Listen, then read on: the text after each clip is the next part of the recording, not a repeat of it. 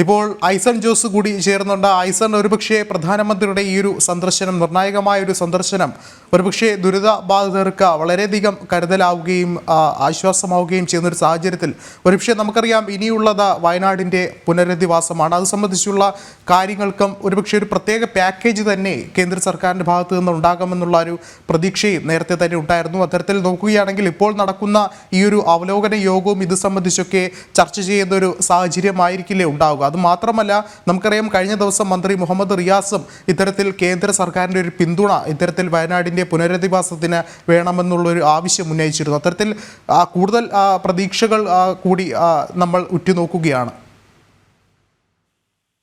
തീർച്ചയായും നമ്മൾ പ്രതീക്ഷയോടെ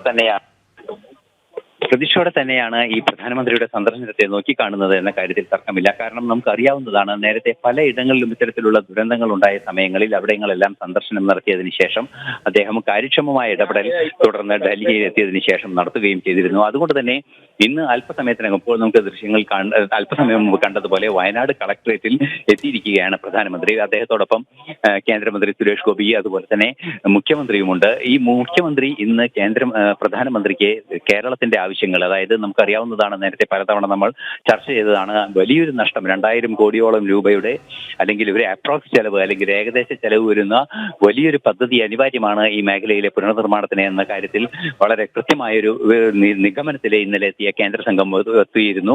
അതുകൊണ്ട് തന്നെ അത്തരത്തിൽ വലിയൊരു ബൃഹത്തായ പദ്ധതി അനിവാര്യമാണ് എന്ന് ആവശ്യപ്പെട്ടുകൊണ്ടുള്ള ഒരു നിവേദനമായിരിക്കും പ്രധാനമായും ഇന്ന് മുഖ്യമന്ത്രി അദ്ദേഹത്തിന് നൽകുക. ഈ നിവേദനം നൽകിയതിന്റെ അടിസ്ഥാനത്തിലായിരിക്കും തുടർ ചർച്ചകളുടെ എല്ലാം പുരോഗതികൾ ഡൽഹിയിൽ ഉണ്ടാവുക എന്നാണ് മനസ്സിലാക്കാൻ സാധിക്കുന്നത്. നമുക്കറിയാവുന്നതാണ്, തുടർ ചർച്ചകളുടെ ഭാഗമായി വിശാലമായ ഇടപെടലുകൾ ധനകാര്യ മന്ത്രാലയത്തിന്റെയും അതുപോലെ തന്നെ മറ്റു അനുബന്ധ മന്ത്രാലയങ്ങളുടെയും ഭാഗമായി ഉണ്ടാകേണ്ടിയിരിക്കുന്നു.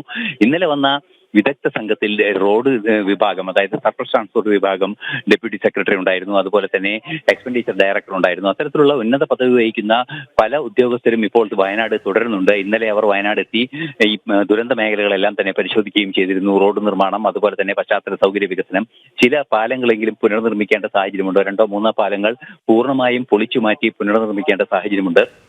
അതുകൊണ്ട് തന്നെ വലിയൊരു തുക ഈ പദ്ധതിക്കായി ആവശ്യം വരുമെന്നത് കൊണ്ട് തന്നെ അതിന് കേന്ദ്രത്തിന്റെ പിന്തുണ കൂടിയേ തീരൂ എന്നതൊരു യാഥാർത്ഥ്യം തന്നെയാണ്. മറ്റൊരു പ്രധാന വിഷയം എടുത്തു പറഞ്ഞത് ഈ ഡെബ്രി, അതായത് ഉരുളിടിഞ്ഞ് വീണ് പലയിടങ്ങളിൽ അടിഞ്ഞിരിക്കുന്ന അവശിഷ്ടങ്ങളെല്ലാം മാറ്റുന്നതിന് ഏതാണ്ട് 90 ദിവസത്തെ ഭഗീരഥ പ്രയത്നം വേണ്ടിവരുമെന്നാണ്. അത്തരത്തിലുള്ള വലിയൊരു പ്രയത്നം നടത്തുന്നതിന് വേണ്ടി കേന്ദ്രത്തിന്റെ പിന്തുണ ഉണ്ടാകണമെന്ന ഒരു ആവശ്യവും നേരത്തെ തന്നെ അറിയിച്ചിരുന്നു. നേരത്തെ നമുക്കറിയാവുന്നതുപോലെ L3 കാറ്റഗറൈസേഷനിൽ ഈ ഉരുൾപൊട്ടലിനെ ഉൾപ്പെടുത്തണമെന്നൊരു ആവശ്യവും സംസ്ഥാന സർക്കാർ മുന്നോട്ട് വെച്ചിരുന്നു. ഇവയെല്ലാം തന്നെ ഒരു സമ്പൂർണ്ണ നിവേദനമായി പ്രധാനമന്ത്രിക്ക് മുഖ്യമന്ത്രി സമർപ്പിക്കുമെന്നാണ് മനസ്സിലാക്കാൻ സാധിക്കുന്നത്. അതുപോലെ തന്നെ ഈ പുനരധിവസിപ്പിക്കപ്പെടുന്നവരുടെ ലൈവ്ലിഹുഡ്, അതായത് ജീവനോപാധികൾ സംരക്ഷിക്കുന്നതിനും അല്ലെങ്കിൽ പുനഃസ്ഥാപിക്കുന്നതിനുള്ള നീക്കങ്ങൾ ഉണ്ടാകണം. അതിനായി വിവിധങ്ങളായ പരിപാടികൾ ഉണ്ടാകണം. പ്രധാനമായും എടുത്തു പറയേണ്ടത്, ഇതൊരു പഞ്ചായത്ത് പ്രദേശമാണ്. സ്വാഭാവികമായും തൊഴിലുറപ്പ് പദ്ധതി ഉൾപ്പെടെയുള്ള പദ്ധതികളിലൂടെ ഇവരുടെ സ്ഥിര വരുമാനം ഉറപ്പാക്കുന്നതിന് അല്ലെങ്കിൽ ബാധിതവർക്ക് ഇത്തരത്തിലുള്ള ദുരന്ത ബാധിതരുടെ ജീവിതം കരുപിടിപ്പിക്കുന്നതിന്, അവർക്ക് സ്ഥിര വരുമാനം ഉണ്ടാകുന്നതിന് തൊഴിലുറപ്പ് പദ്ധതി ഉൾപ്പെടെയുള്ള അല്ലെങ്കിൽ അതിന് സമാനമായ എംപവറിംഗ് പദ്ധതികളിലൂടെ കൃത്യമായ നടപടികൾ ഉണ്ടാകണമെന്ന ഭാവനാപരമായ ചില സംവിധാനങ്ങൾ ഉണ്ടാകണമെന്ന ആവശ്യം തന്നെയാണ് പ്രധാനമന്ത്രിയോട് കേരളം ഉന്നയിക്കുക എന്നാണ് മനസ്സിലാക്കാൻ സാധിക്കുന്നത്. മാത്രമല്ല, നേരത്തെ അർജുൻ എല്ലാം ചൂണ്ടിക്കാട്ടിയതുപോലെ ഇന്ന് രാവിലെ നമ്മൾ വാർത്ത ഇത് സംബന്ധിച്ച് നൽകുകയും ചെയ്തിരുന്നു. നിരവധി പ്രശ്നങ്ങൾ, പ്രകൃതി സംരക്ഷണത്തിന്റെ ഭാഗമായി നിരവധി പ്രശ്നങ്ങൾ ഈ മേഖലയിൽ ഉണ്ടാകുന്നുണ്ട്.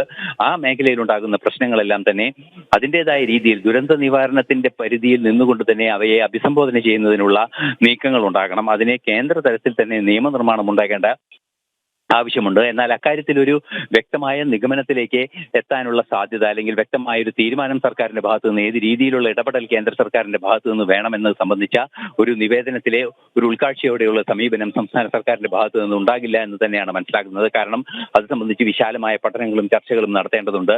ഈ അടുത്ത ദിവസങ്ങളിൽ നടന്ന പരിശോധനയിലും ഉരുൾപൊട്ടലിന് ശേഷം നടന്ന പരിശോധനയിലും ഇന്നലെ കേന്ദ്ര സംഘത്തിന്റെ പരിശോധനയിലുമാണ് ഇത്തരം പ്രശ്നങ്ങൾ അവിടെ നിലനിൽക്കുന്നതായി ബോധ്യപ്പെടുന്നത്. ഇത് കൃത്യമായ രീതിയിൽ അവതരിപ്പിക്കപ്പെടുകയും ശാസ്ത്ര സാങ്കേതിക വിഭാഗം അതിന്റെ സാധ്യതകളെല്ലാം തന്നെ പഠിക്കുകയും ചെയ്യേണ്ടതുണ്ട്.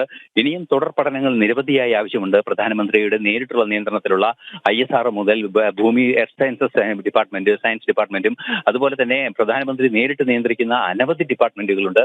ഈ ഡിപ്പാർട്ട്മെന്റുകളെല്ലാം തന്നെ ഇത് പരിസ്ഥിതി സംബന്ധിച്ച വിഷയങ്ങളിൽ കാര്യക്ഷമമായ ഇടപെടൽ നടത്തേണ്ടതുണ്ട്. അതുപോലെ തന്നെ പരിസ്ഥിതി മന്ത്രാലയത്തിന്റെ ഇടപെടൽ അനിവാര്യമാണ്. ഇത്തരത്തിൽ ബൃഹത്തായ ഒരു പദ്ധതി ഇവിടെ ആവശ്യമുണ്ട്. കുറെ കൂടി കൃത്യമായി പറഞ്ഞാൽ വയനാടിന് മാത്രമല്ല കേരളത്തിന് മൊത്തമായി വലിയൊരു പരിസ്ഥിതി ആഘാത മാനേജ്മെന്റ് അല്ലെങ്കിൽ അതിന്റെ മിറ്റിഗേഷനുമായി ബന്ധപ്പെട്ട കൃത്യമായ പദ്ധതികൾ അനിവാര്യമാണ് എന്നതൊരു യാഥാർത്ഥ്യം തന്നെയാണ്. അത്തരത്തിലുള്ള വിശാലമായ ഒരു കാഴ്ചപ്പാടോടുകൂടിയുള്ള നീക്കങ്ങൾ കേന്ദ്ര സർക്കാരിന്റെ ഭാഗത്ത് നിന്ന് ഉണ്ടാകണമെന്ന ആവശ്യമാണ് കേരളത്തിൽ നിന്ന് ഇപ്പോൾ ഉണ്ടായിക്കൊണ്ടിരിക്കുന്നത്. മാത്രമല്ല ഇത്തരത്തിൽ ഉരുൾ വീണ് നശിച്ചുപോയ അല്ലെങ്കിൽ വീടുകളുടെ പുനർനിർമ്മാണം അത്തരത്തിലുള്ള പ്രവർത്തനങ്ങൾക്ക് പുറമെ അവരുടെ ജീവിതോപാധി ഉറപ്പാക്കുന്നതിനും പുറമെ അവർക്ക് മാനസികാരോഗ്യവും ശാരീരികാരോഗ്യവും ഉറപ്പാക്കുന്നതിന് നിരവധി കേന്ദ്ര സർക്കാർ സ്ഥാപനങ്ങളുടെ ഇടപെടൽ അനിവാര്യമാണ്. നേരത്തെ നമ്മൾ വ്യക്തമാക്കിയിരുന്നു, നിംഹാൻസ് ഉൾപ്പെടെയുള്ള ഇൻസ്റ്റിറ്റ്യൂട്ടുകൾ ഇവിടെ വന്ന് കൃത്യമായ പഠനങ്ങൾ ഇത് സംബന്ധിച്ച് നടത്തിയിരുന്നു.